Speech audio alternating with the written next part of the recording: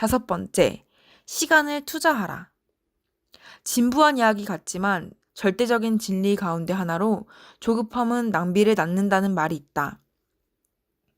공황 상태에서 해결되는 문제는 거의 없다. 공황 상태에서 끄집어낸 해결책은 사태를 해결하기는커녕 오히려 악화시킨다. 리치의 사위이자 동업자이기도 한 밥 반더웨이드는 이렇게 말한다.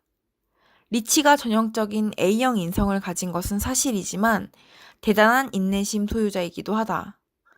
사람들이 성급하게 어떤 결론이나 해결책을 강요하는 것을 보면 그는 이렇게 말한다. 시간을 투자하게.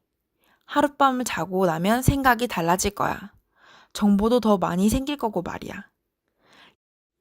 리치는 위기에 처한다고 해서 차분함을 잃는 일이 없다. 나는 그가 겁에 질려 비상벨을 누르는 것을 한 번도 본 적이 없다. 리치는 남다른 자제력과 일관성, 그리고 그의 핵심 가치에서 비롯되는 힘을 가지고 있기 때문에 항상 침착하고 신중하다. 6번째, 직관에 주목하라.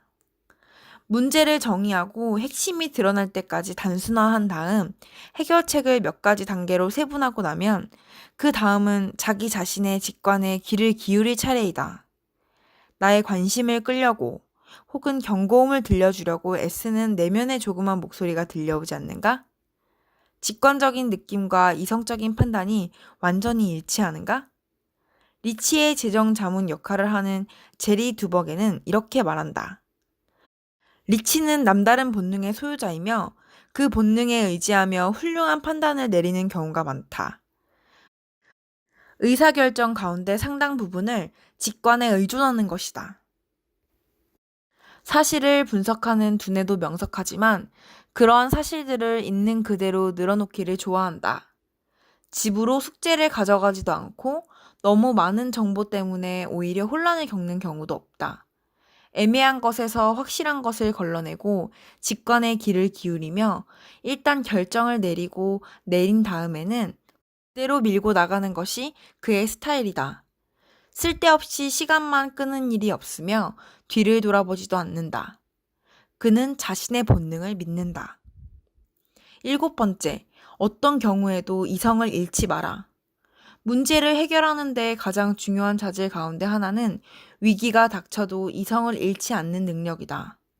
공황 상태에 빠지면 마음이 혼란해지고 의지가 마비되어 문제를 해결하기가 불가능해진다. 리치디보스를 잘 아는 사람들과 인터뷰를 해보니 아무리 위급한 상황이 생겨도 침착함을 잃지 않고 맑은 머리를 유지하는 그의 놀라운 능력에 언급하는 이가 많았다. 1996년의 어느 날 저녁, 리치가 심장수술을 받기 약 1년 전이다. 리치와 헬렌은 난투르케트에서 휴가를 보내고 있었다. 이날 벌어진 사건을 헬렌은 이렇게 회고한다. 우리 보트가 꽁무니 쪽으로 정박해 있었기 때문에 우리는 건널판을 통해 무트로 올라와야 했다. 마침 그날 저녁에 우리는 부두 근처에서 벌어지는 파티에 참석하도록 되어 있었다. 날씨가 꽤 추워서 우리는 둘 다 재킷을 입고 있었는데 특히 리치는 양털을 덧댄 재킷을 꺼내 입었다. 그 무렵 리치 심장이 아주 좋지 않은 상황이라 쉽게 피로를 느끼곤 했기 때문에 중간에 파티장을 빠져나와 보트로 돌아왔다. 건널판에 도착하자 리치가 숙녀분 먼저 라며 나를 먼저 올려보냈다. 그래서 나는 무사히 건널판을 넘어왔다. 다음으로 리치가 보안 요원인 짐 상크로와 함께 건널판을 건너기 시작했는데 갑자기 우지끈 하는 소리가 들리더니 두 남자의 몸무게를 이기지 못한 건널판이 그만 부러져 버리고 말았다. 두 사람 다 물속에 빠져버린 것이다. 짐 상크로가 다음 이야기를 이어받았다. 물은 얼음장처럼 차가웠다. 특히 디보스는 1992년에 심장 발작을 일으킨 뒤로 건강이 무척 나빠진 상태였기 때문에 아주 위험한 상황이었다. 한밤중이라 주변은 캄캄했으며 날씨도 무척 추웠다. 내가 수면 위로 솟구쳤을 때까지도 리치는 보이지 않았다. 아직 물속에서 올라오지 못한 것이었다. 다시 헬렌의 진술이 이어진다. 리치는 양털 재킷을 입고 있었다. 재킷이 물에 흠뻑 빨아들이자 그 무게 때문에 물 위로 올라오기가 더욱 어려웠던 것이다. 이윽고 짐 상그로가 리치를 붙잡아 수면 위로 끌어올렸지만 그가 할 수 있는 일이라고는 리치가 다시 물속에 잠기지 않도록 붙잡고 있는 것이 전부였다. 보트와 암벽 사이에 공간이 별로 없어서 그들을 도울 방법이 없었다. 짐 상그로의 차례. 우리는 힘껏 물장구를 치며 머리를 못 밖으로 내놓고 있으려고 안간 힘을 다했고 동시에 뭔가 붙잡을 것을 찾아 사방을 두리번거렸다. 그때 리치의 얼굴을 보았는데 그의 눈에는 겁에 질린 표정이라고는 조금도 찾아볼 수 없었다. 그 와중에도 그는 나를 바라보며 이렇게 말했다. 헬렌한테 혼이 나겠군. 나더러 물에 젖지 않도록 조심하라고 했거든.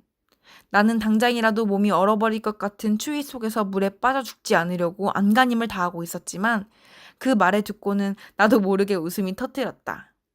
마지막으로 헬렌의 결론이다.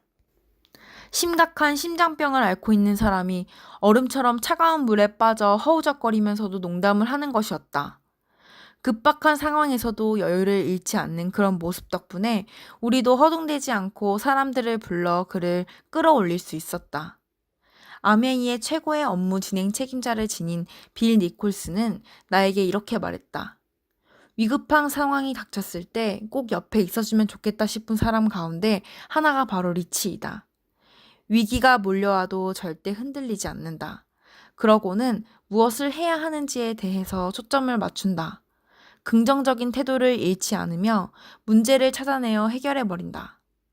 리치와 같은 지도자가 되고 싶은 사람이라면 리치가 그랬던 것처럼 문제를 해결하는 사람이 되어야 한다. 리치는 수십 년 동안 미국을 대표할 만한 지도자로서 지치지 않고 미국인의 가치를 외쳐왔다. 대중연설을 통해 성공과 희망의 메시지를 전달했으며 전 세계의 청중들에게 자비의 자본주의를 설파했다. 그의 연설 가운데 미국을 팔아라는 자유재단이 수여하는 알렉산더 해밀턴상 경제교육 부문을 수상하기도 했다. 리치는 또한 대표적인 재계 지도자 가운데 한 사람이며 가스펠 필름스와 버터워스 헬스 코퍼레이션을 비롯한 여러 기업체의 이사를 역임하기도 했다. 그는 또 지도자로서의 사회의식과 양심을 유감없이 발휘하여 전국 장애인협회와 AIDS 위원회, 구세군 등의 단체에 아낌없이 자신의 시간과 돈을 바쳤다. 그런 활동 덕분에 애덤 스미스 자유기업상과 윌리엄 부스상, 인간주의상 등을 비롯해 수많은 상을 받았고 미국 전역의 여러 대학에서 명예박사 학위를 받기도 했다. 리치 디보스는 또한 영적인 지도자이다. 그는 많은 사람들에게 자신의 친구 예수 그리스도에 대해 열정적인 이야기를 들려준다. 동기부여와 영적인 교훈이 고전이 되어버린 믿어라. 두 번째 심장수술 1년 후에 출간된 자비의 자본주의, 그리고 인생의 교훈과 기적과도 같은 심장수술을 경험을 적은 내 가슴의 희망, 인생의 10가지 교훈 등의 저서를 통해 크리스천으로서의 신념을 과감하게 털어놓기도 했다.